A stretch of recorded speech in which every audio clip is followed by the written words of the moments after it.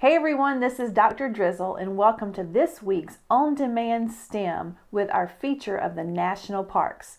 We're here with my buddies Marvin and Huckleberry, who are going to join us as we learn something about the national parks and help them solve a problem. Let's go.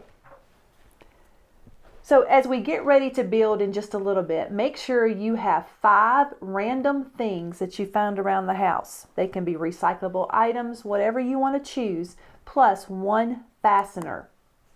So have you ever thought about what an invasive species is? An invasive species, and we also call those exotic or nuisance species, is an organism or plant that's introduced into a new environment where it normally does not live.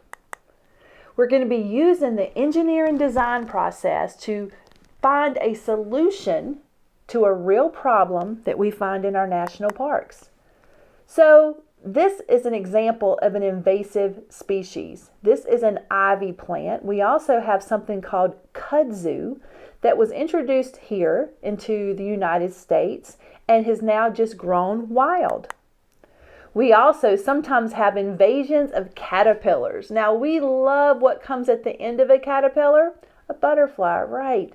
But sometimes the caterpillars are brought into new situations where there's just not enough resources for them and the plants or animals that already live there.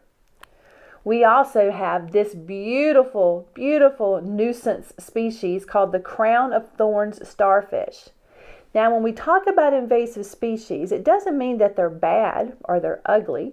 It just means they weren't born there. They don't live in that place normally. So when they're introduced, all of the resources that other plants and animals need are now being shared. We also have these pesky pets. And in the United States, these are the top 5 nuisance species. So you may have seen hogs or swine, wild ones, in your area. These were brought over in the 1900s primarily for the purpose of hunting them. And now we have many more than we need. We also have this beautiful Burmese python that you sometimes see in a pet store and people are wearing them around their neck.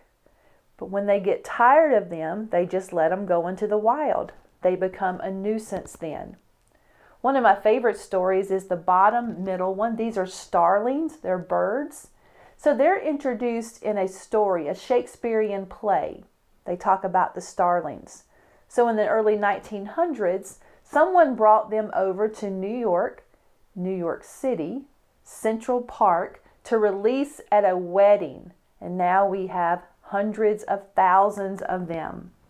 So we're going to visit a national park today where there happens to be a nuisance species running wild. So as you can tell, we're in the western part of the United States. And if you guessed Oregon, you were correct. And if you guessed Crater Lake. So this is Crater Lake. And let me just tell you, this is an actual photo that we took because Crater Lake looks that beautiful. It is a result of a volcano back in the day. And our ranger is going to tell you about the Mazama newts and why they are endangered and what you can do to help get rid of the invasive species. So this is the guy. It's a crayfish. And the average size of the crayfish is about 5 inches long. And again, nothing wrong with a crayfish. He or she is just in the wrong place at the wrong time. So let's check out Ranger John and find out how you can help. Because it's not being fed by anything you wouldn't have fish. So tell us a little bit about that. We do think that there weren't fish before they were introduced by humans. And they were introduced by humans by walking down some steep avalanche chutes with buckets of little baby fish and just dumping them in there. And they did that for about 50 years straight. And the idea is to make this a sport fishing destination. They were trying to make it popular because here in Oregon, we're kind of in the middle of nowhere. It's kind of remote. So they wanted people to come here. And they did that for those 50 years. They also introduced crayfish so people could go down and pick out crayfish as bait to catch rainbow trout with. And then they stopped doing it. And because the National Park Service, we don't want to introduce invasive species now, because we think about the land a little bit differently in the modern era. But there's so many fish in there, and crayfish, we can't get them out. So if anybody wants to come and fish at Crater Lake, you can. You don't need a license. You can take as many as you want. And I've seen people, if they get down there early, people make it look easy. They could pull out rainbow trout that are up to 2 feet long. Oh, I would love that. I am a true lover of being a fisherman. Yeah. Not very good, but I love doing that. So it seems like crayfish are quite a lot a problem, could be a problem here. They have become a problem. The lake has become warmer over the last about 30 or 40 years. We've watched it become warmer, and the crayfish have started to spread out. And we've seen them spread out as the lake gets warmer. We think that maybe they can just be more active in warm water. But what they're doing is they're starting to encroach on the territory of the Mazama newt.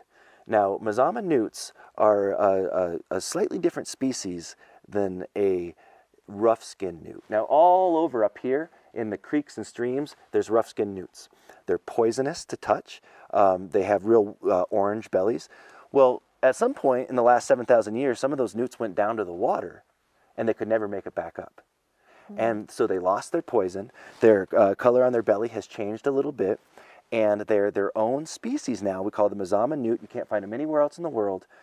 And the biggest threat are the invasive crayfish, which also live in the streams natively up here, right. But they never really went down there in any population to populate the place. We've done studies where we've put the newts and the crayfish into tanks together, and we've just watched. Sometimes the crayfish will actually attack the newts and kill them and eat them. But if that doesn't happen, the newts are just afraid of them. And so the newts spend all their energy running away from the crayfish instead of finding food that they need to survive. So the newts here are endemic. So they're just found here. So kids, I think we found our challenge then.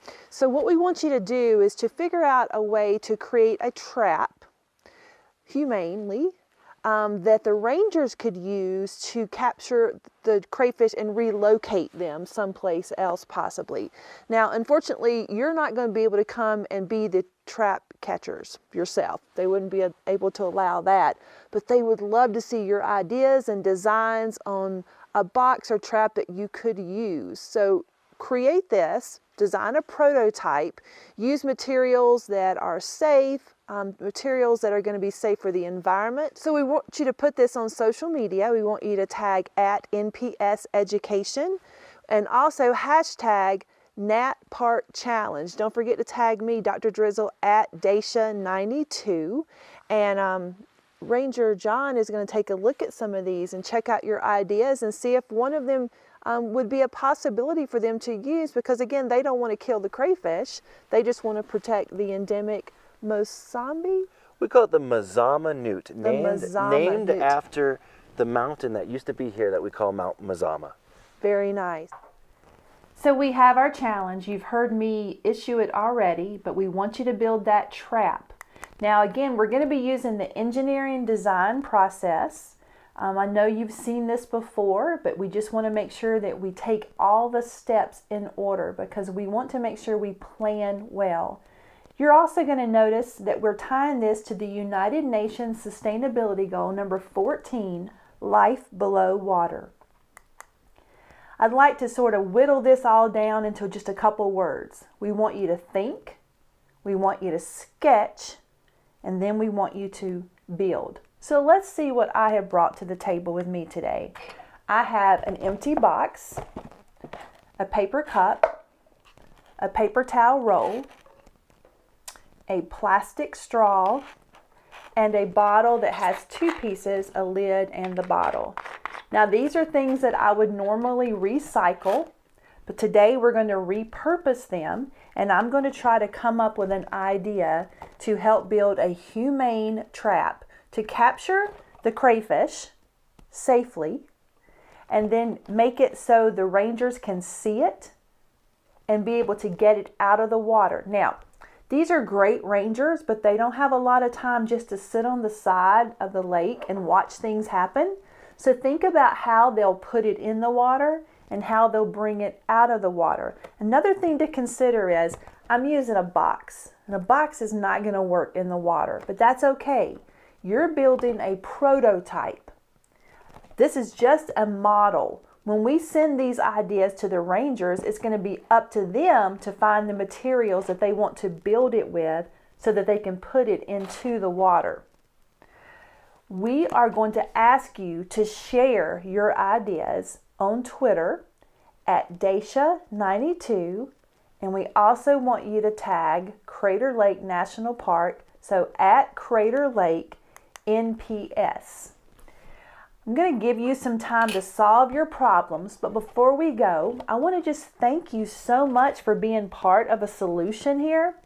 You know, a lot of times we learn things in our classroom, but we don't have an opportunity to put our learning to work, and today you do. So we're going to invite you to be part of the National Parks Expedition Challenge Student Ambassador. So what I'd like for you to do is to raise your right hand, everybody, and repeat after me. I state your name, promise to solve problems whenever I see them. I will be a good ambassador of the national parks, the state parks, my community, and wherever I go. I will create, communicate, critically think, and collaborate. You did it! You are now part of the National Parks Expedition Challenge Student Ambassador Program. You can ask your teacher if he or she can download the badge for you. So teachers, if you want to go somewhere else with us, we're always traveling. Get your ticket by registering online at bit.ly/on-demand-STEM. We have some great upcoming events and we would like to see you there. So again, thank you so much for joining us today for On Demand STEM. You never know where the world can take you. So on behalf of Marvin and Huckleberry, Huck for short, we say until next time. This is Dr. Drizzle, out.